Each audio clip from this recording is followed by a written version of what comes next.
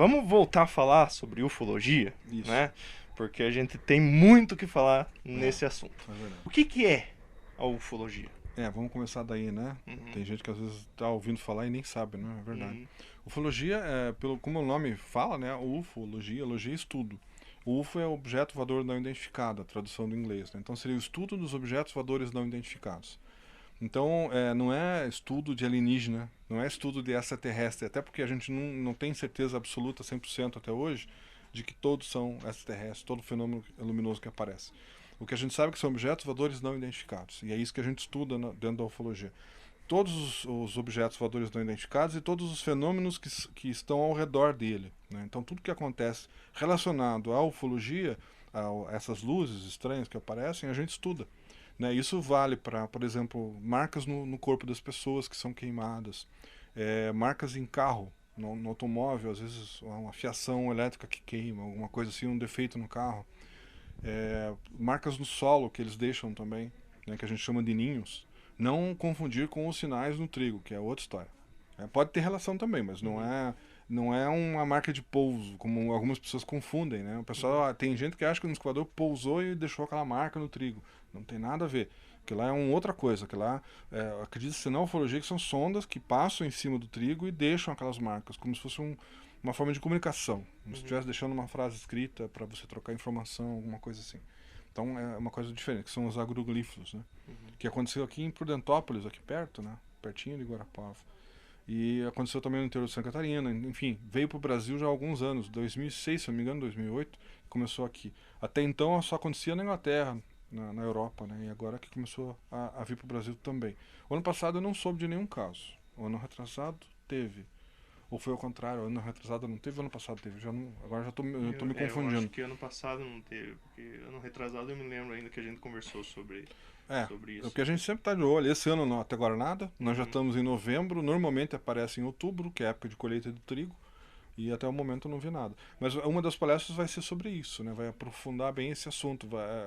O pesquisador vai trazer as análises feitas no material dos casos que ocorreram aqui. Isso aí é importante para os moradores de Guarapuava e região, né? Lá de Prudentópolis, inclusive, para eles poderem saber o que realmente está acontecendo ali, na opinião de um perito, né? E não uma coisa só de jornal. É uma desculpa da imprensa. Exato.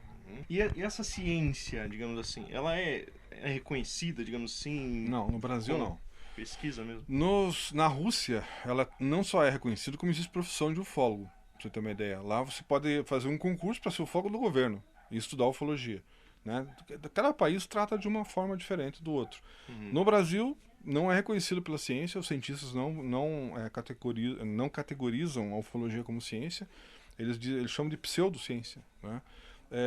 Alguns ufólogos, inclusive, não consideram a ufologia como ciência, né? Eles também chamam de pseudociência, mas eu acho que, no meu ponto de vista, ela é ciência a partir do momento que se usa a metodologia. Né? E a gente usa a metodologia, eu pelo menos costumo usar. E tem vários ufólogos que usam. Então, a partir do momento que se usa a metodologia para fazer pesquisa, eu considero ciência. Né? Que é difícil para o cientista leigo aceitar, porque o cético principalmente, porque eles reclamam muito que não dá para repetir em laboratório. Mas a culpa não é nossa se o fenômeno vem de fora e a gente não consegue levar para um laboratório e fazer repetição. Né? No caso do chupacabras, quando eu investiguei, as coisas que eu encontrei, eu levei para o laboratório. Né? A gente fez a análise de pegada, de pelo, de sangue, de fezes. Enfim, deu para analisar o fenômeno. Então, e está no meu livro. O problema é que se você pega um Aurélio hoje, um dicionário Aurélio, um dicionário qualquer da internet, e olha lá, chupacabras, está escrito lá, animal da imaginação humana, animal folclórico. Animal folclórico, porque não leram o meu livro. Porque se tivessem visto a minha pesquisa, eu tenho certeza que a opinião de quem escreve lá, que são professores também, que nem eu tenho certeza que eles iam mudar de opinião e talvez até colocassem lá, de acordo com o Carlos Machado, no livro dele, né? A criatura existe e tal, mas não se sabe a origem. Seria uma coisa mais inteligente a se fazer, eu acho, né? Mas eles não estão nem aí, né? Não estão muito preocupados. O livro está disponível, está no mercado, todo mundo conhece. Certo. Falando sobre ufologia ainda, existe a ufologia esotérica e a ufologia científica. Sim. Quais são as principais diferenças entre as duas? A ufologia científica que eu pratico, até hoje, né? É baseada dentro disso que eu acabei de comentar. Né? A gente usa a metodologia científica, está preocupado com as evidências, não é que a gente saia por aí tentando provar que existe. A gente já sabe que existe. Né? As evidências já foram coletadas, já existe o suficiente. O que a gente está agora tentando descobrir são as intenções. O que eles querem, né, aqui com a gente. De onde eles vêm. Enfim, a gente tem outras perguntas, mas, como eu falei lá no começo, né, perguntas mais profundas e não estamos mais preocupados em tentar provar se eles existem ou não. Porque as evidências para a existência deles já foram mais do que demonstradas. Né? Existe muita fotografia, muito filme, mesmo antes de inventarem computação gráfica, né, efeitos de trucagem, sempre existiram os autênticos, os verdadeiros, né, as fotos autênticas e os filmes autênticos. Então eu acho que já tem bastante material para ser analisado. Como eu falei, casos de segundo grau, que são as marcas no solo, deixa radiação, deixa coisas diferentes, né? Esses círculos que apareceram em Prudentópolis, que estão deixando a região isenta de vida, né? Ela não tem nem vida bacteriológica no local. Isso é uma coisa que a gente vai trazer no congresso agora. Então são coisas mais aprofundadas, a gente não fica naquele superficial que a maioria da população fica. A gente tenta aprofundar e trazer isso nos eventos, isso que é o bacana dessas palestras. A gente não fica só mostrando figurinha, entendeu? A gente aprofunda mais o assunto, a gente entra nas hipóteses, nas teorias e tenta mostrar que é uma coisa bem séria mesmo, né? A ufologia esotérica, ela se diferencia da seguinte forma. São grupos de pessoas. O ser humano, eu vou começar assim, o ser humano ele tem a tendência de acreditar em coisas. Ele precisa acreditar em alguma coisa. Por isso que existe religião. A gente inventou a religião porque a gente necessita dela, né, para viver. Você não precisa de religião para acreditar em Deus, né, numa força superior que te criou, que criou a vida. Mas as pessoas têm uma tendência de fazer religião. Então você vê que tem uma infinidade de religião, né, de facções religiosas, né, no mundo, não só a católica, né, a evangélica, nós tem islâmica, budista e espírita e por aí vai, né? Uhum. E cada uma delas tem ramificações, né? Um monte de ramificações. Né? Mas no fundo é tudo a mesma coisa, é uma coisa só. Todo mundo acredita em Deus e pronto, né? Ponto final. Uhum. Cada um dá um nome, é lá, não sei o quê. Sim. Né? Mas é a mesma coisa. E é curioso que, por conta disso, dessa necessidade de querer acreditar em alguma coisa, tem gente que quer acreditar que os alienígenas são bonzinhos. São seres legais que estão aqui para ajudar a gente. Né? E o pessoal esotérico normalmente acredita nisso. Né? Eles acham que eles não ficam. Como é que eu vou dizer assim? Não é o suficiente para eles provar que eles existem. Eles já acreditam nisso. Né? Eles já sabem, porque nós da ufologia científica já comprovamos, então agora eles querem fazer contato com esses alienígenas, eles querem também, estão atrás daquelas perguntas, não, o que vocês querem, Uhum. tal, mas só que eles já vão concluindo, né? Ah, não, vocês querem nos tratar bem, vocês querem nos ajudar, Uhum. vocês querem nos fazer um favorzão, é isso que muitos deles pensam. Vocês vieram aqui para nos fazer bem. Né? Tanto que quando eu mostro casos, vamos dizer assim, ruins, negativos, que eu tenho mostrado nas minhas palestras, né? De mutilações humanas, eu vejo que o pessoal se arrepia e, opa, mas esses aí não são os seres angelicais que eu acredito. Né?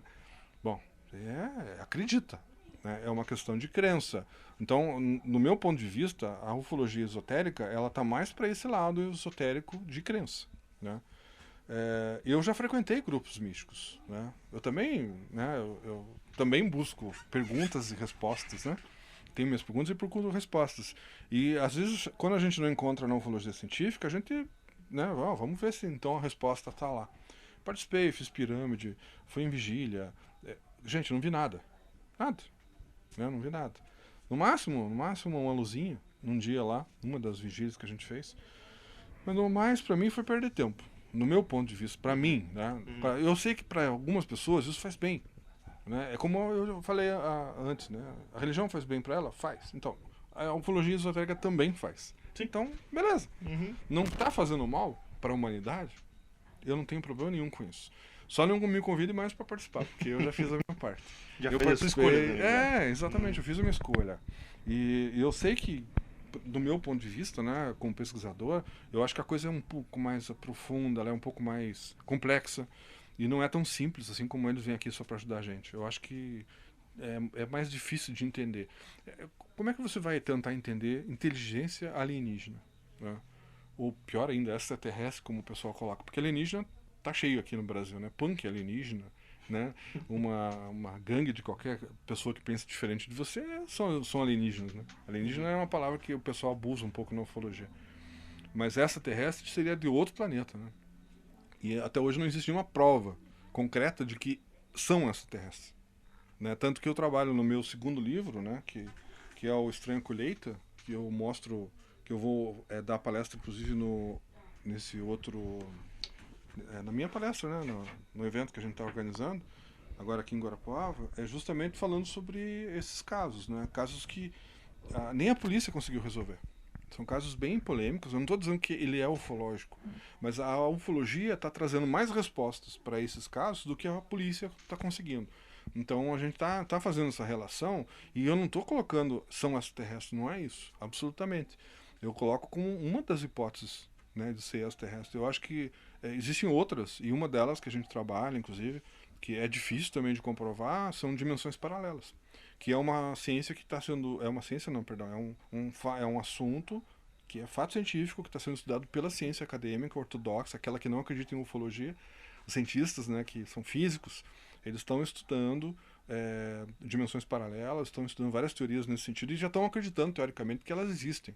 Né? E eu estou mostrando, dentro desses assuntos que eu estou pesquisando, que isso aí pode ser resultado dessas dimensões paralelas. Cara, é muito interessante isso aí. Na verdade, eu vou me aprofundar muito mais nesse evento aqui, né? Porque eu com certeza eu vou. Porque aqui também a gente não pode dar o pulo do gato, né? Falar tudo que a gente vai falar Não dá. aqui nesse evento Nem aqui. tem Que, né, vai ser, vai ser um dia todo? a tarde toda. Das Até 14 às depois do 21. almoço. Aham. Vai começar às 2 são 3 palestras, né? Cada um vai falar 2 horas. Uhum. Então eu vou abrir a minha palestra. Eu não devia abrir porque o meu assunto é mais forte, né? Devia ficar mais para a noite. Mas como os convidados são de fora, são de Curitiba, eu achei melhor eu começar e deixar o horário nobre, vamos dizer assim, para os dois, né? Então eu coloquei o Jackson depois de mim e o Gevaer como nosso convidado principal, mais pro horário da noite, que seria às 18h30, se não me engano, 19 horas, uma coisa assim. Uhum. Ó, o pessoal que tá assistindo aí, dia 30 de novembro, agora, né? Falta Isso, pouquinho, né? Já estamos. Hoje é terça. Falta. Hoje é 25, é um mês pro Natal, dia 30 de Aliás, novembro. hoje é segunda, perdão. Hoje é segunda, dia 30 de novembro, lá no cinema da Unicentro, né? Todo mundo aqui de Guarapuava sabe onde é a Lá Unicentro. cabe 77 pessoas. A gente já vendeu alguns ingressos. Então eu tô preocupado se vai caber todo mundo lá. Eu até quero ver se eu consigo um outro auditório um pouco maior lá mesmo no Unicentro. Que caso não dê certo, a gente desloca o pessoal para esse outro, né? O maior. Que interessante. E vai ser muito bacana. O assunto aqui já tá muito bom, imagina lá. Com todas essas feras aí, bicho. O Ademar Javaer, eu conheço ele, na verdade, não pessoalmente, mas né, sigo ali as publicações dele da revista UFO, né? E também vi as participações que ele fez em vários documentários também, por exemplo, Data Limite, segundo Chico Xavier, né? Que ele fez lá uma explicação muito bacana, né? E eu também estou bem louco para conhecer. O Gevaer, ele coloca os agroglifos como obra de extraterrestres, sem dúvida nenhuma. É a opinião dele. Né? E eu respeito sua opinião. Eu não concordo com ela, mas respeito. Eu acho que pode ser extraterrestre. O Gevaer coloca que é. Ele já tá nessa... Eu acho que ele já chegou numa fase que eu acho que pra ele já... Ele cansou de ficar especulando. Ele falou, não, e pronto, eu vou afirmar. E ele tem esse direito, né? Sim. Ele já tem bastante experiência também. Claro. Uma das perguntas que você ia me fazer, eu já vou adiantar aqui, era quem eram os convidados. Você já falou do Gevaer. O Ademar Gevaer é editor da revista UFO, né? Para quem não conhece. E ele faz a revista UFO, que eu acho que circula no Brasil inteiro. Acho que até fora do Brasil. Ele vem em Portugal, vem em outros lugares. E ele é conhecido no mundo inteiro, dando palestra por tudo quanto é lugar. Né? Todos os rincões, não só no Brasil, mas fora do Brasil também. Então ele é convidado para ir para os Estados Unidos, Inglaterra, enfim, ele já foi para vários países. E o Gevaer tem uma biblioteca de livros dos autores que são colaboradores da revista dele, é enorme, muito legal, que a gente recomenda, né? Vai estar disponível à venda aqui no nosso evento, ele vai trazer o material. Então vai ter livros, vai ter revistas, vai ter DVDs, vai ter muito DVD sobre o assunto que você não consegue encontrar nem no YouTube, pesquisando.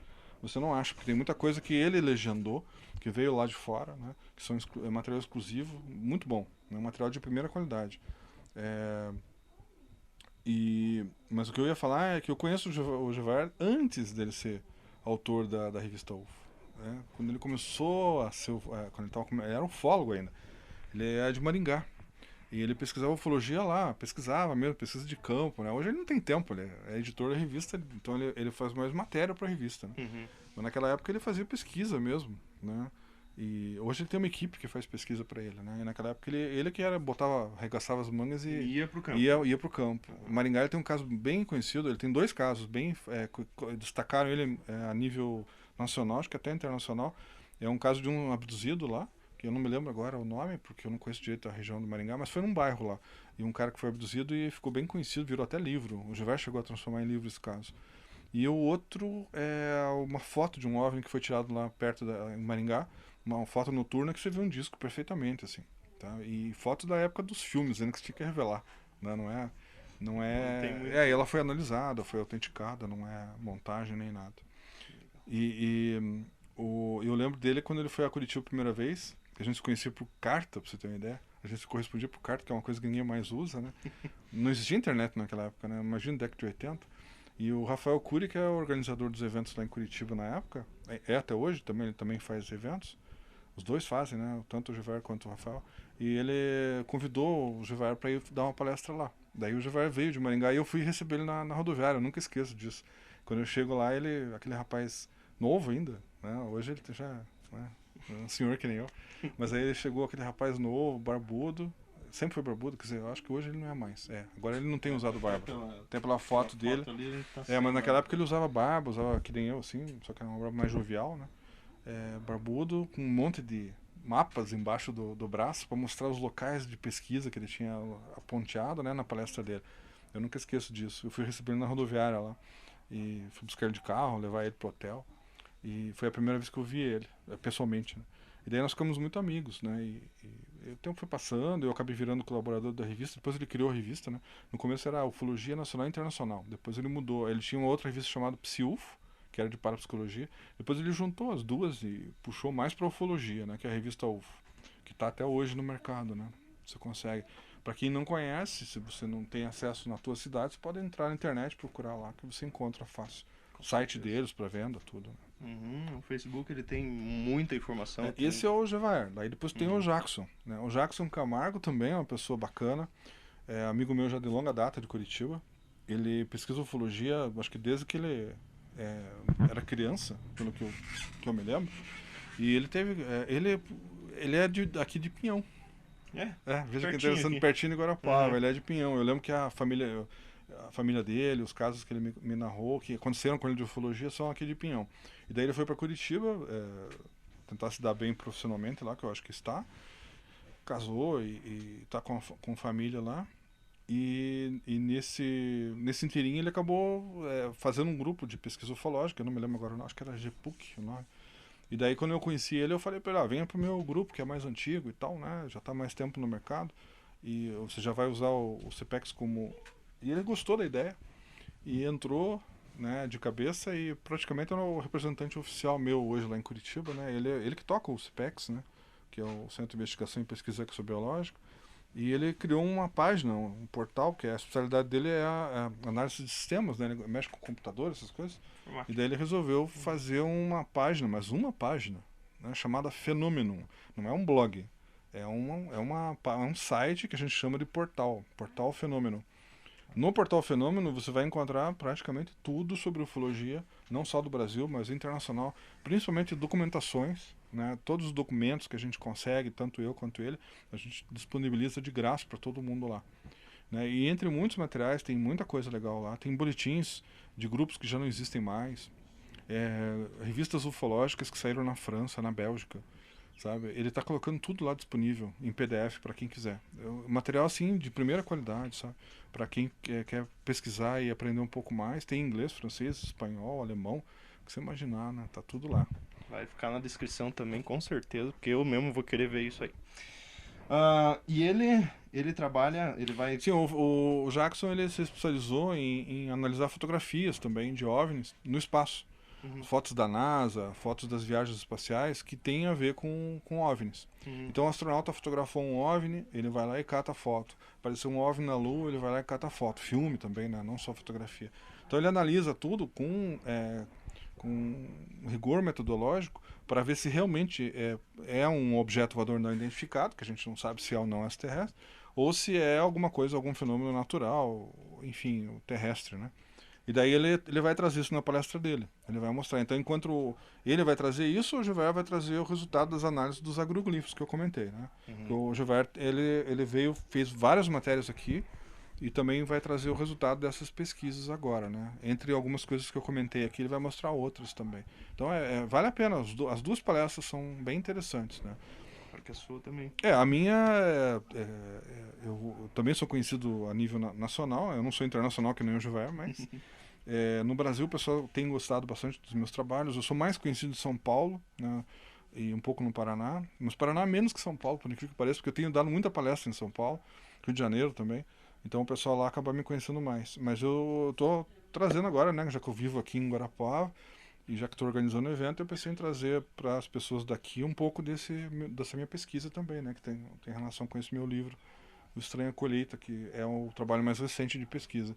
Tem gente que me cobra e fala, fale do chupacabras. Eu digo, o chupacabras aconteceu em 97, né? Então eu vou deixar para o segundo encontro, porque eu já coloquei primeiro, né? Pode perceber.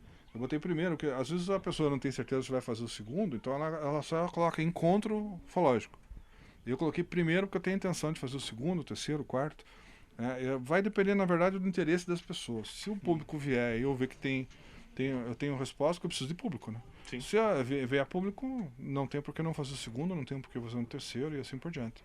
Eu conheço muitos ufólogos a nível nacional, mesmo que eu traga os mesmos, eles vão trazer temas diferentes. O Gilbert não fala só sobre isso, só sobre agroglifos, ele fala de muitas outras coisas. O Jackson também não fala só sobre OVNIs no espaço, ele também tem outros assuntos para falar, pesquisas locais, inclusive do Paraná, aqui da região, perto de Guarapuava também. A mesma coisa eu, né? Eu não tenho só estranha colheita para falar, né? Ou chupacabras. Eu também tenho pesquisas ufológicas que eu já realizei, então a gente tem muito material. De qualquer forma, eu conheço muitos ufólogos, né, que dá para trazer, de São Paulo, do Rio de Janeiro, de Curitiba mesmo, para trazer assuntos diferenciados, né, dentro dessa temática, para você ver como é grande e expansivo o assunto, né? Ele não se fecha numa palestra só. Não tem como, né? E é isso que as pessoas às vezes não entendem. Eu vejo o pessoal, até hoje ainda, gente fazendo chacota em cima do assunto, né?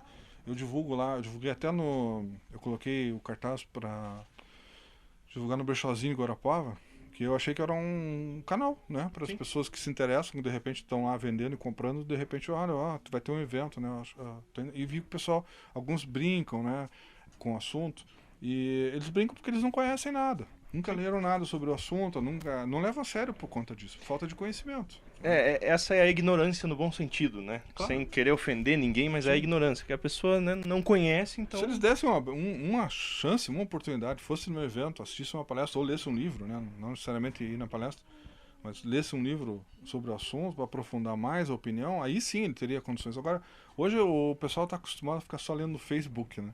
Aí lê aquelas coisinhas curtas, né? É só o título e acham que lendo aquilo vão ficar experts no assunto ou já podem tirar uma opinião sobre o assunto. Não funciona assim. Livro ainda né? Queira ou não queira, isso aqui você não pode comparar com Facebook ou com uma pesquisa rápida num blog. Né? É uma informação muito superficial, né? Exato. Outro tópico que eu queria falar é sobre né, eu sei que tá aí no livro, né, os seus relatos e tal, né, a tua pesquisa, mas quais foram, assim, as experiências mais marcantes, né, em todo esse tempo de investigação ufológica que o senhor já... Olha, dentro de toda a pesquisa que eu fiz, uma delas foi dentro da pesquisa do chupacabras, em 97, que tinha uma família que estava vendo OVNI quase toda noite. Eu tive minhas dúvidas, né? Toda noite, a gente se bate tanto, fica anos atrás e não vê nada, e o povo lá tá vendo toda noite. Eu fui lá, fiz uma visita, e eles me convidaram. Não, o senhor fica aí, eu faço um café, o senhor fica aí, filma com a sua câmera, né? Eu botei a câmera no tripé e fiquei lá esperando. Um amigo, o Maurício Varacim, na época, eu lembro que ele estava junto comigo. E o Maurício até marcou bobeira, porque ele tinha uma câmera fotográfica muito boa. E eu falei pra ele, compra um filme de 1000 AS, eu pago o filme pra você. Né? Bota um filme sensível nela pra você poder tirar foto. Aí não vai aparecer nada, não tem problema. Apareceu. Apareceu no horário que eles falaram, entre 7h30 e 8 horas. Eu não me lembro agora o horário de cabeça, mas tá registrado, né? Que eu gravei com uma VHS na época, mas ela é daquela que marca data, Uhum. horário, né? Uhum. E ficou registrado lá o horário certinho. E daí eu coloquei no documentário, né? Que eu tenho um documentário sobre chupacabras. E eu coloquei lá no documentário. Ficou 5 minutos aparecendo. E uma bola de luz muito estranha, parada, em silêncio total. Não era avião, não era nada. Enfim, dava pra comparar com qualquer coisa. E o negócio ficou parado em cima de um Aras, que tinha uma lâmpada de 1000 watts acesa, assim, muito estranho. E naquela época não existia drone, Uhum. né? Nós estou falando de 97, não estou falando de agora. Né? Então já tem 20 anos, né? Sim. É, um pouco mais Um pouco talvez. mais, é. É. Aham. E daí aquele negócio parado lá em cima do Aras, e eu filmando aquilo. Daí depois, aí eu me entusiasmei tanto que eu perguntei para eles: amanhã eu posso voltar aqui? Não, por favor, venha. E eu fui e apareceu de novo. 2 noites seguidas. E eu filmei as Como 2 noites falaram. seguidas, exatamente. Claro, não teve a terceira, não teve a quarta, mas teve duas. Uhum. Né? E isso aí me chamou a atenção. Né? Eu falei, poxa, mas o que está acontecendo aqui? Né? Esse é um lado da ufologia que eu estava falando atrás, esotérica, que falam, né? Que tem um pessoal mais sensitivo, que eu acredito, eu acho interessante. Eu já conheci um rapaz chamado Marculino. O cara atraía OVNIs. Era incrível. Ele filmava esses objetos, ele assustava as pessoas porque ele falava, vou trazer agora, aparecia o negócio. Acho que ele tinha contato, sei lá. Era bem interessante o Marculino, eu gostava muito dele. A gente era muito amigo. Faz tempo que eu não vejo ele porque eu vim pra cá e ele foi pra São José dos Pinhais, a gente acabou se desencontrando. E ele foi morar acho que próximo do Alcione, que era um outro colega nosso lá de ufologia de Curitiba, que também tá em outras bandas agora. Uhum. E o, essa filmagem que eu fiz, eu acho que foi uma das coisas que mais me chamou a atenção. Conhecer o Marculino foi outra. Pelo fato desse material ufológico riquíssimo que estava ao redor dele, né? E teve uma outra experiência que eu passei, que foi depois da história dos chupacabras, que não está registrado em livro nem nada, pelo menos até o momento, que aconteceu com um amigo meu chamado Jaime. Ele está morando hoje lá no norte do Brasil, ele é professor universitário também. Na época ele é bem mais novo que eu. Hoje ele é doutor também, eu tenho orgulho dele, né? O amigão, um rapaz que ele começou. Hoje ele não está mais pesquisando ufologia, mas ele gosta do assunto ainda. E talvez falta de tempo, não sei. Ou desanimou com alguma coisa, enfim. Mas ele que fez a faca Klingon pra mim lá, que eu tinha comentado atrás, né? E ele faz facas com material reciclado, ele é um artista também, né? Além de engenheiro florestal, se eu me falha a memória, que ele é. E ele, na época, estava fazendo engenharia florestal, era estudante ainda, ali na Federal em Curitiba. E ele me chamou uma noite, era umas 11h30 da noite, ele ligou pra minha casa dizendo: Machado, eu tô vendo um OVNI aqui agora. Aí eu: como assim? Ele: não, disco voador. Aí eu: não é uma bola de luz? Não, disco, grande. E eu tô vendo um negócio baixo entre os prédios. Aí eu: você tá de brincadeira? Prédios de 3 andares, são prédios baixos, que ele morava na região de Quatro Barras. Uhum. Aí ele falou: venha pra cá já. E eu fui. Peguei o carro, peguei a BR, cheguei na casa dele. Claro, já tinha sumido, não tinha mais. Aí a mãe dele, o pai, todos os dois empolgadíssimos. E o curioso é que o pai era cético, até aquele dia. Uhum. Cético mesmo, daqueles que não acreditavam, que achavam que ele estava perdendo o tempo dele, que ele não devia ser nem meu amigo, e por aí vai. Quando ele viu esse negócio, ele chegou pra. Eu cheguei lá, ele já me recebeu super bem e falou: não, olha, eu duvidava de vocês, eu duvidava do meu filho, agora eu não duvido mais porque eu vi. Né? E o que eu vi realmente me chamou muita atenção. Não tem explicação, não tinha asa, não tinha barulho, não tinha nada disso. O troço andava devagar entre os prédios e eu não tenho mais dúvida não. Ele falou: a partir de hoje eu vou respeitar o trabalho que meu filho gosta de fazer. Eu cheguei lá, fiquei conversando com eles, a mãe dele fez um café, e quando ela estava trazendo o café, eu lembro que o pai dele falou: olha lá, tá aparecendo de novo. E daí a gente viu. Dessa vez eu vi também, né? Uhum. E era um disco mesmo, não era uma luzinha, não era uma luz como eu tinha filmado na primeira vez, né, que eu comentei. Era forma de disco mesmo, ele tinha era um disco e dentro dele tinha uma luz que ficava indo para a direita e para a esquerda. Que ficava. Então você imagina, né? Imagina um negócio assim e uma luz fazendo isso aqui, né? Uma coisa assim.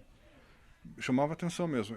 Se não me falha a memória, ele era alaranjado e a luz era bem amarela. Ela era bem amarelinha, clara, e ficava indo para lá e para cá, dentro dele. Né? Isso me chamou a atenção. Silencioso e lento o movimento. Né? E o mais interessante é a distância que ele estava. Ele estava entre uns prédios, porque a gente via os prédios dali. Eu calculei, depois nós estávamos a 800 metros dos prédios Ele morava em casa, num bairro de casa, mas nós estávamos num bairro próximo do centro do lugarzinho lá, que é Quatro Barras, que é uma cidade pequena, perto de Curitiba. E você tem prédios de 3 andares no máximo. Não tem mais do que isso, porque a prefeitura ela não permite. Então você imagine, o OVNI estava entre esses prédios, abaixo do terceiro andar. Ele estava entre o primeiro e o segundo, né? Em prédios de 3 andares. Então ele estava muito baixo e silencioso. Eu até hoje me pergunto o que eles estavam fazendo lá, porque eu peguei o carro e fui atrás com o Jaime. A gente foi atrás. Ele entrou no meu carro, porque eles estavam sem carro, né? Ele me chamou, eu fui lá, vi. Aí eu falei, não, vamos lá, teu pai e tua mãe ficam aqui olhando e a gente vai lá. E nós fomos, e quando eu cheguei embaixo dos prédios, onde a gente tinha visto, né? Não vimos nada. Nada, não tinha nada. E eu tava com uma câmera fotográfica e nada. Né? Aí voltamos lá pro... E à noite tirar foto é complicado, né? Você precisa de fonte de luz. Bom, você sabe, você mexe com isso. Sim. Daí, ainda mais naquela época era filme, né? Aí nós voltamos pra casa dele, e daí soubemos que apareceu de novo. O pai e a mãe dele tinham visto, em cima da nossa cabeça. Mas a gente não viu. Você veja que curioso, né? Um fenômeno tão estranho que consegue permitir que algumas pessoas vejam, outras não, dependendo da distância que você está, etc. É muito complexo estudar isso. E a gente viu depois, né? Quer dizer, eu vi antes, né, com eles. A gente tinha visto isso e chamou muita atenção. Isso realmente foi uma experiência, para mim, como você viu, como uma experiência pessoal, né? E pro Jaime eu acho que também, porque de lá para cá eu não vi, mas ele pesquisando ufologia. Ele acabou mais se preocupando com a vida profissional dele, né? O mestrado, doutorado, virou professor universitário também e foi lá pro norte do Brasil, né? Trabalhando lá. É porque pra ele bastou, com certeza. Exato. E para ser sincero, para mim também, né? Como evidência, eu não preciso mais. Porque para mim aquilo ali serviu como evidência, né? Eu não tenho que sair por aí provando para ninguém, sabe? Eu queria provar para mim e conseguir, né? Então o que eu faço agora é mostrar o resultado das minhas pesquisas. Quem quiser que entenda, que aceite ou não. Cada um é livre para fazer o que quiser. Agora, que é um assunto sério, que é um assunto polêmico, isso eu não tenho dúvida nenhuma. E que existe, não tenho dúvida. É um fenômeno bem real, né? Bem estranho, né? E muito complexo para estudar. Que interessante. Essa era a pergunta, na verdade, que eu ia fazer, né? Você acabou já até falando, que foi em que ponto que vocês perderam ele de vista naquele dia. Foi nesse momento, porque daí os pais dele viram mais uma vez ele sobrevoando as nossas cabeças, ele se escondeu atrás de um dos prédios e não subiu, não foi para lugar nenhum. Ele sumiu atrás de um prédio, um daqueles prédios baixos que eu comentei. Na minha opinião, como pesquisador, eu acredito que eles estavam ali abduzindo alguém. Porque as pessoas estavam dormindo. Quando eu cheguei lá já era quase meia-noite, né? Isso tudo aconteceu entre meia-noite e 1 hora. Era um horário que o povo, a cidade pequena, o pessoal já está dormindo essa hora. Não tinha ninguém na rua. Quando a gente foi lá de carro, tal, nós não vimos ninguém. Os prédios todos com luz apagada, a janela fechada, não tinha ninguém acordado, vendo televisão, nada disso. A gente não viu nada, que é normal você ver, né? Aquela noite não, tava todo mundo dormindo. Todos os apartamentos escuros, fechados. Eu não conheço quem mora lá, não sei quem é, mas, enfim, eu não vi nenhuma reação, né? De alguém vendo, olhando, chamando atenção, nada disso. Só vocês. Dava a impressão que só nós estávamos vendo ali da casa dele, né? Muito, muito esquisito isso. E tinha uma BR no caminho, né? Porque eles moravam num bairro que tinha BR, e daí logo em seguida tinham esses prédios, essas casas que eu acabei de comentar, o centro da cidadezinha ali. Quem conhece Quatro Barras sabe como é que fica. E a BR atravessa ali, que é a BR que vai para São Paulo. Né? Então você vem de Curitiba para São Paulo por ali. Ou volta para Curitiba por ali também. E o movimento lá... Nossa, é normal, de caminhão e carro o tempo todo. Ninguém parava para ver, ninguém olhava naquela direção. Ninguém para prestar atenção, é o que a gente tava falando agora há pouco. Né? E não faz barulho, né? E nesse caso ele não fazia ruído. Então, quer dizer, se a pessoa não estiver olhando naquela direção, não vai perceber mesmo. E não estranhar também, né? Com certeza. É o que a gente tava falando agora há pouco, quando eu fui trocar a bateria ali, aliás, o cartão de memória, né? As pessoas, elas não param para prestar atenção. O pessoal me pergunta, né? Mas, por que eu não vejo, né? Por que eu não vejo OVNI? Né? Todo mundo consegue ver, eu não consigo ver. Quantas vezes, eu pergunto sempre para eles, né? Quantas vezes você olha para o céu à noite, né? Você, normalmente, você trabalha o dia todo, volta para casa, entra em casa, e tua casa é coberta, não é de vidro, né? Você não fica olhando para o céu à noite o tempo todo. Então, as oportunidades, elas existem para quem vai atrás. Né? Eu tive sorte que esse meu amigo me chamou, mas eles viram porque a janela da casa deles ficava aberta e ele estava baixo. Né? As outras vezes que eu vi, que foram poucas também na minha vida, uma foi essa família, né, que me falaram que eles estavam vendo, então eu fui lá e foi essa experiência que eu comentei, que também não tem nada a ver com olhar para o céu. E nas outras foi porque eu olhei. A primeira vigília que eu fiz da minha vida foi em Brasília. E lá eu vi um OVNI. Na primeira vez já que eu fiz em 86, se não me engano. Era um congresso do Paulo Kornenberger. Paulo Kornenberger era um organizador de eventos que já faleceu, que era pai de uma moça que casou com um rapaz aqui de Guarapuava, ou que veio morar aqui pelo menos. E ele tem um grupo aqui, ele é professor também, colaborador ali no centro. Eu não conheço ele pessoalmente, mas eu sei que ele tem um grupo místico aqui, de ufologia. Né? Esotérico. Eles tinha um centro aqui na Serra, que ficou bem conhecido na época. E agora parece que ele não está mais tocando esse centro, ele está aqui em Guarapava, num outro lugar. Mas enfim, eles existem até hoje, o grupo dele, e eles continuam ativos aí. E curiosamente, né, as coisas se intercalam dessa forma, se casam, né? E o Paulo Kornenberg era um pesquisador místico, esotérico, que gostava de fazer congressos de ufologia. Independente de ser místico ou não, ele convidava pesquisadores científicos também. Isso que era legal. Ele trouxe o Hynek para o Brasil. Joseph Hynek, que apareceu no Contatos Imediatos do Terceiro Grau, inspirou Spielberg a fazer o Contatos Imediatos, e agora saiu uma série dele. Né? Existe uma série da HBO sobre o Hynek. Eu não lembro agora o nome da série, mas é alguma coisa relacionada a OVNIs. E o Hynek é o principal, é o ator, é o pesquisador do filme. Né? Ele teve aqui, teve no Brasil, teve em Curitiba também. Antes do Paulo Kornenberg trazer ele veio na reitoria em Curitiba. Eu não vi ele, em 70 e pouco. Mas eu soube de quando ele veio, eu achei o jornal, né, diz que lotou a reitoria. E estava cheio de gente lá vendo o palestra do Hynek. O Hynek foi um ótimo... Eu conheci ele em Brasília, mas ele esteve em Curitiba também. Ele veio para o Brasil acho que umas 3 vezes, nas muitas que ele veio. Tem alguns pesquisadores aí que são bem difíceis de conhecer. O Jacques Vallée, por exemplo, que é famosíssimo também, eu comento bastante sobre ele no meu livro, no segundo. Ele era para vir agora com o Gilberto, queria trazer ele, mas disse que ele não deu muito certo as negociações e parece que não. Infelizmente ele não veio. Eu até pensei que ia conhecer ele. Era para ele ter vindo a São Paulo, acho que num evento que teve no final de semana passado. E Summit, uma coisa assim, que é o nome do evento que o Gilberto faz, mas não deu certo, ele não veio. E eu gostaria muito de ter conhecê-lo. Mas ainda vai haver... Mas ele é um homem difícil. Ele é difícil. Ele quase não dá palestra e ele é assim, é meio arisco, sabe? E ele é radicalizado americano. Ele trabalha para a NASA na parte de computadores, coisas assim. Ele é astrofísico. É francês original, né, pelo nome, Jacques Vallée. Mas ele não... É muito difícil de você assistir uma palestra dele.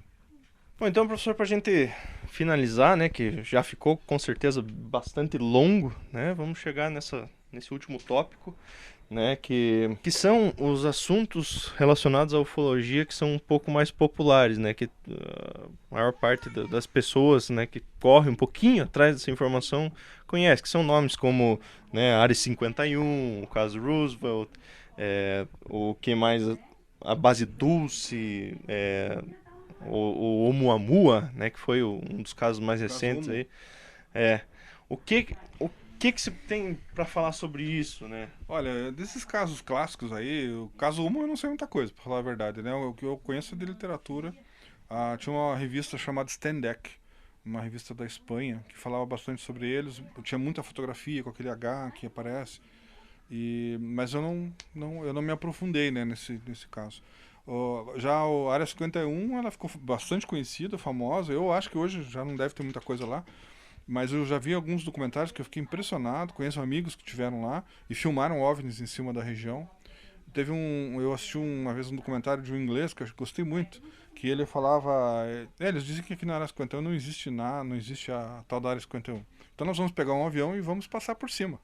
Né? E ele pegou o avião e passou por cima. Um teco-teco, né? E quando eles estavam passando, passou não, quase tentando diminuir a velocidade do lado deles, um jato, não me lembro que jato que era, um americano, sem identificação, parou do lado deles e mandou eles descerem, voltarem. Senão ele ia ser derrubado. Porque isso é uma área restrita, né? Mas isso foi gravado em vídeo. Mas na época não se admitia que existia a Área 51. Hoje você entra no Google, tá lá, Área 51. Né? E naquela época não tinha. Não existia, não estava em mapa, não estava em nada. E ele queria mostrar que existia, né? Então ele foi lá com o avião, e daí o avião tremia por causa da vibração do jato, né? O aviãozinho deles tremia, né? E era engraçado de ver, porque ele estava ali, né, segurando no avião. Então como vocês podem ver, né, nós estamos aqui, né, na área 51 que não existe, né, e um avião está tentando nos derrubar, né, um avião que também não existe, né, e daí, ironizando a coisa, né, eu achei muito legal. E daí ele desce, volta para Las Vegas, que é pertinho, né, fica a 400 quilômetros, e daí ele chega e diz, agora eu vou mostrar o seguinte para vocês, estão vendo, ó, lá vocês estão vendo um avião amarelo, né, que estava pousado na área 51, lá dentro da área 51, porque tem umas montanhas que você vai lá que você consegue ver a base. A parte superior, a parte da superfície, né? Porque são 15 andares para baixo, segundo eles, né? Então, a parte de baixo, ninguém sabe como é. Aí ele filmou o avião amarelo, sem identificação, e falou, agora nós vamos para Las Vegas esperar o avião descer lá. Aí o avião desceu. E eles filmando o avião descendo, o avião amarelo, sem identificação, descendo no aeroporto de Las Vegas. Daí as pessoas que descem de lá, que trabalham na área 51, saem do avião e passam pelo portão. E ele começou a entrevistar esse povo. As pessoas que estão lá. Isso, e daí, claro, ninguém falava nada, né? Era muito engraçado. Ele chegava e perguntava, olha, só queria confirmar, o senhor trabalha na área 51? E as pessoas passavam silenciosamente sem falar nada. Esse documentário, pra mim, assim, foi o melhor que foi feito em relação... Não sei se tem no YouTube, talvez tenha, disponível, né? Eu assisti na época na Discovery, uma coisa assim. Mas eu gostei muito, eu achei bem interessante porque ele foi ali e pisou na ferida, sabe? Que é uma coisa que pouca gente tem coragem de fazer. Há pouco tempo teve um movimento da população, do pessoal que acredita lá em ufologia lá nos Estados Unidos, para ir na área 51 e invadir a área 51. Não sei se você soube disso. Soube. E eles foram. Fizeram o movimento. Chegaram aí, mas foram presos. Muitos foram presos, porque a área, agora todo mundo já sabe que existe a área 51, né? Agora mas, o que tem lá. Isso, eles queriam entrar lá e queriam que o governo mostrasse, mas eles não chegaram, acho que nem perto do portão lá principal, que é o portão longe, distante da área, né? É que a força letal é autorizada lá. Não, então. e eles matam mesmo, tá escrito nas placas lá que se você ultrapassar você morre, né? Então, ali a coisa é diferente, né? Mas lá os caras não usam insígnia, identificação, nome, nada, é tudo vestido de preto. Os policiais, né, que cuidam de lá, armas pretas, roupa preta, parece segurança de empresa particular, sabe? E daí, mas os carros assustam, né? Eles têm aqueles jipes americanos especiais lá, tudo preto também. E eles invadem, vão com escudos de proteção, enfim, tudo que um exército tem, eles têm, né? Então você percebe que é um exército, só que não é identificado. E na verdade faz parte das forças americanas. Sim, claro. Né? E falar em americano, caso Roosevelt, aquela queda de 60. O caso Roosevelt, eu gosto de comparar ele ao caso do Varginha, aqui no Brasil. Tem até pessoas que perguntam para mim qual que é o mais importante, eu não sei. Os dois, para mim, têm o mesmo nível de importância. Um aconteceu no Brasil e o outro nos Estados Unidos na década de 60. Do Brasil foi em 96. Um ano antes da história do Chupacabra, né, que foi em 97. Eu era para ser um dos ufólogos que deveriam ter ido lá investigar o caso Varginha, mas eu não pude na época. Foram 7 ufólogos, todos amigos meus, né? Só um acho que faleceu até agora, os outros 6 são vivos. Todos eles foram investigar e eu boto fé, né, na investigação deles, eu confio no trabalho deles, como eles confiam no meu. E eu não tenho dúvida nenhuma que os dois casos são autênticos e sérios, né? E os dois envolvem queda de OVNIs, autópsia de alienígenas, né? E recolhimento desses alienígenas, né? No caso dos Estados Unidos, ficou lá mesmo, né? Deve ter ido para tal da área 51. Agora, na época, né? Porque hoje ele deve estar em outro lugar. E o caso Varginha, que aconteceu no Brasil, que foi no interior de Minas Gerais, nós levamos a princípio para Campinas, né? Nós, que eu digo o Exército Brasileiro, né? Levou as criaturas, que eram 3, levaram para Campinas, no subsolo do hospital lá em Campinas, que dizem que não tem, mas que tem, né? É aquela coisa, né? O pessoal fala, não fala, mas existe. E de lá foi para os Estados Unidos, porque nós temos um acordo, né? Nós somos um país que tem acordo políticos com os Estados Unidos, que qualquer coisa que relacionada não só a esse tipo de assunto, outros também, mais polêmicos, a gente entrega normalmente para eles, em troca de favores políticos, né? Veja só, é outra informação interessante que eu não sabia. Inclusive, a gente estava comentando agora há pouco ainda também sobre o caso da Operação Prato, né? O caso de Varginha e o caso da Operação Prato são muito bem documentados, né? E o senhor tem um amigo que... A coisa começou assim, né? Eu entrei nesse caso dessa forma. Eu tinha recebido do amigo meu lá de São Paulo, um ufólogo de lá, que é o Edson Boaventura Júnior. Ele me deixou xerocar cópias, né, de documentos que ele tinha, que também eram cópias, né? Quer dizer, a gente tinha xerox, né? Mas olha, mais de 1000 páginas eu tenho até hoje. todas assinadas por oficiais da aeronáutica, mostrando que eles estavam fazendo pesquisa ufológica na área da Amazônia, naquele período, né, em Belém lá. Naquele período da década de 70, época da ditadura aqui no Brasil. Que oficialmente era chamado Operação Prato. Pela população era chamado Chupa-Chupa na Amazônia. Né? E eu tinha uma cópia disso, eram mais de 1000 páginas, tenho até hoje, perdão, né, corrigi. Eu tenho até hoje essas 1000 páginas com as assinaturas, inclusive do Aurélio Holanda, né, Buarque de Holanda, eu não me lembro agora o nome certinho dele, mas é Holanda, né, o sobrenome. É Coronel Holanda. Na época ele não era coronel, ele era tenente, alguma coisa assim, capitão. E daí depois, quando ele se aposentou, ele virou coronel. E daí ele resolveu abrir a boca e falar sobre isso pro Fantástico, né? Isso realmente chamou muita atenção da população. Para quem estava na área ufológica, sabia da importância disso. Quem não, não. Né? E é engraçado porque as pessoas... hoje basta você pesquisar no YouTube, você acha o depoimento do Holanda lá facinho falando sobre isso. Né? Tem muito material. Né? Tem, ele falou no Fantástico. Não foi em qualquer programa. Era um programa que na época era... todo mundo via. Não existia internet, não existia YouTube, né? Então as pessoas sabiam o que estava acontecendo através da televisão aberta. Não tinha TV a cabo, né? TV por assinatura. Então essas coisas você só sabia pelo jornalismo, né? Jornalismo sério que existia na época. E o Petri, que era o responsável pela parte de jornalismo lá, ele era muito responsável nesse sentido. Ele sempre fazia matéria séria sobre isso. Ele sempre mostrava os dois lados da moeda também, quando ele falava sobre isso. E ele fez uma matéria muito boa sobre esse caso, né, mostrando a Operação Prato e o depoimento do Holanda. Né, Holanda falando abertamente, depois de aposentado, que ele foi o chefe da Operação Prato e que ele era cético até então. E ele foi encaminhado pelos chefes dele, né, superiores lá em Brasília, para ele investigar esses casos de OVNIs que estavam aparecendo lá em Belém. E ele foi, e não só investigou, como ele foi vítima desses casos. Ele foi abduzido, ele tinha implante no braço, ele mostra isso. Né? Ele não mostrou no Fantástico, o que eu achei estranho, mas ele mostrou pro Ogevaer, para um filme que eles fizeram, ele com o Petit, e ele mostra no braço, você vê perfeitamente o implante subcutâneo na pele dele. E pelo que me consta, toda a equipe dele foi abduzida, todos eles têm implantes, né?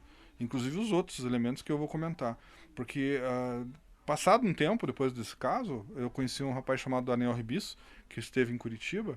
Ele era do Chile, se não me engano, mas ele morou em Belém. A mãe dele era de lá. E ele foi morar em Curitiba e me procurou, porque ele queria ser ufólogo, queria pesquisar e tal. Ele era biomédico já, formado. Na época ninguém conhecia biomedicina aqui, no Sul ainda. Agora temos, né, cursos aqui, naquela época não tinha. E daí eu lembro que ele, quando me falou que era de Belém, eu falei pra ele, né? Eu falei, então você já ouviu falar do chupa-chupa na Amazônia? Ele, o que é isso? Operação Prato? Não sei o que, nunca ouvi falar. Daí eu me toquei que ele era da década de 80, não de 70. Então ele era mais novo. E eu falei, não, então quando você tirar férias, volta pra lá e faça uma pesquisa em cima disso que vale a pena, né? Porque até então a única coisa que se sabia sobre isso eram matérias que saíram no jornal na época. Década de 70, época de ditadura. Então Sul, Sudeste quase não se sabia nada. E ele tirou férias, foi pra lá. E ele coletou um material tão interessante que virou um livro, chamado Vampiros Extraterrestres na Amazônia. Raríssimo, difícil de encontrar. Talvez nos sebos virtuais, né? Na estante virtual você consiga, mas é muito difícil. Eu tenho xerocado o livro, arrumo cópia para quem se interessa, porque eu sei que é difícil conseguir. Ele fez 1000 exemplares, mesmo assim os 1000 voaram, sabe? Livro muito bom. Ele coletou praticamente todas as informações que ele pôde, né, da época, com desenhos, com informações sobre a aeronáutica e algumas fotografias que apareceram da seguinte maneira. Na época, hoje ele é divorciado dela, mas na época ele era noivo de uma moça de lá, de Belém. E o tio dela era sargento da aeronáutica e na época, e ele foi o fotógrafo da equipe do Holanda. Olha só que coincidência, né? E daí ele deixou ele ver o material fotográfico e pediu para ele escolher 3 fotos entre as que existiam lá, mais de 1000, né? Fotografias, preto e branco na época eles fizeram. E tudo feito com filme de 1000 filme sensível, né, para luz à noite. E ele tinha foto até da carlinga do objeto, detalhes, de tão próximo que eles chegaram, né? Porque eles tiveram oportunidades bem raríssimas, né, para nós que pesquisamos. E eles estavam lá direto, fazendo acampamento, em cima do local onde estava acontecendo, né, aquela hora. Porque esses OVNIs estavam tirando sangue das pessoas. Né, para quem não sabe, né, a gente tá falando de chupa-chupa, mas vamos tentar dizer o que chupava, né? Então eram objetos, eram bolas de luz que apareciam na casa das pessoas, e lá o pessoal mora muito em palafita ou em casa de chão batido, né? De barro batido. Então tem muito buraco, muita fresta. E essas luzes entravam para essas frestas e batiam no seio esquerdo do homem ou mulher, tanto faz. Né? E tirava o sangue por ali. Não matava. Apenas tirava o sangue, como se estivesse fazendo um exame de sangue, né? Que você tira um pouco, fica meio tonto, meio fraco, mas você se recupera. E esses objetos faziam isso. Eles extraíam sangue das pessoas. Né? Tem uma médica lá, Wallace, eu não me lembro o nome dela agora direito, mas ela deu muitos depoimentos na época, inclusive para nós. O Daniel gravou em fita cassete uma entrevista com ela, dando detalhes, contando histórias. Daria só um programa para falar sobre isso, sabe? E podemos fazer, hein? Eu acho que se você quiser fazer um chupa-chupa, valeria a pena. Mas para encerrar o assunto, né? O Coronel Urangê falou com o Fantástico e 3 meses depois ele morreu de suicídio. Tem 2 ufólogos, o Petit e o Givar, que eu sei que acreditam que foi suicídio. Eu e a maioria dos ufólogos aí, a gente acha que foi suicidado. Né? Mas aí é a opinião de cada um, né? Eu acho muita coincidência, cara. Tudo bem, ele podia ter sinais de depressão, etc., como falam, a família inclusive afirma isso, mas suicídio não marca compromisso. E ele marcou vários compromissos depois, ele ficou de dar uma entrevista, outras entrevistas pro Javaer, ficou de publicar um livro para a Biblioteca UFO sobre isso. Enfim, ele tinha marcado, se não me engano, mais um encontro com o Petri no Fantástico para falar mais, mas não, ele foi suicidado. A maneira também como ocorreu o suicídio, eu pelo menos não me convenci. Mas enfim, é o que eu te falei, dá um outro programa só sobre isso. E inclusive no outro programa, quem sabe a gente até fala de um outro caso, né, que eu também acompanhei pela internet lá, né, que foi do Philip Schneider, né, que daí a gente estuda esse caso e daí a gente faz essa análise no próximo vídeo. Nesse vídeo, com certeza já está bem longo, a bateria da câmera infelizmente já está acabando. E a gente tem tempo, né? Que se a gente for falar, a gente vai ficar falando até amanhã. Você está com seu filho também aqui, né? E a gente já está um pouco tarde, mas é um assunto muito interessante. E eu espero que vocês todos, né, vão lá prestigiar esse evento, né? Que vai... Só que é de Guarapuava, né? Que tiver interesse, exatamente. Lá. É o primeiro congresso, né? Primeiro evento, primeiro encontro ufológico de Guarapuava. A gente vai estar lá à disposição para tirar dúvida, e são 3 palestras bem interessantes. E esse assunto e muitos outros, mais como a gente já falou ao decorrer do vídeo, eu espero. O Jonathan me falou que ia fazer uns bonequinhos, chaveirinhos de ETs para quem tiver interesse, ele vai estar disponibilizando lá. Com certeza. Então, pessoal, dia 30 de novembro, agora 2019, lá no cinema da Unicentro, beleza? Universidade Estadual do Centro-Oeste. Todo mundo aqui em Guarapuava sabe onde fica a Unicentro. É o Campo Santa Cruz. Lá no Santa Cruz, exatamente. Salvatore Rena, 875. No horário das 14 às 21 horas. Ingressos à venda no local e... Inclusive, tá R$20, está barato, com certeza, mas é limitado, né? Por causa do espaço até. Por causa do espaço. A gente tem 77 lugares só. Né? E já vendemos uns 30 ingressos, então o pessoal fica esperto. Se chegar muito tarde e depois não vai ter lugar, não dá para reclamar. Corre lá ver. Beleza? Muito obrigado, professor. Imagina. Prazer foi meu, satisfação. Todo prazer. Eu não sei nem como que eu vou terminar esse vídeo, porque eu queria que ele continuasse, na verdade.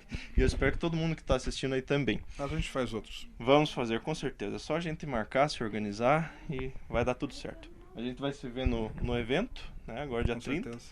E se Deus quiser também, vamos comemorar aí o resultado da redação, porque agora dia 29 sai. Tá quase passando no Unicentro. Publicidade, propaganda, legal. Que vamos nós. Estamos torcendo. Beleza, pessoal? Esse foi mais um vídeo, foi bem longo, muito obrigado a todos vocês que assistiram. Não se esqueça de dar o joinha, se inscrever e compartilhar esse vídeo. Beleza? Um abraço. Mais alguma coisa, professor? Não. Valeu. Vamos nos preparar para a próxima. Exatamente.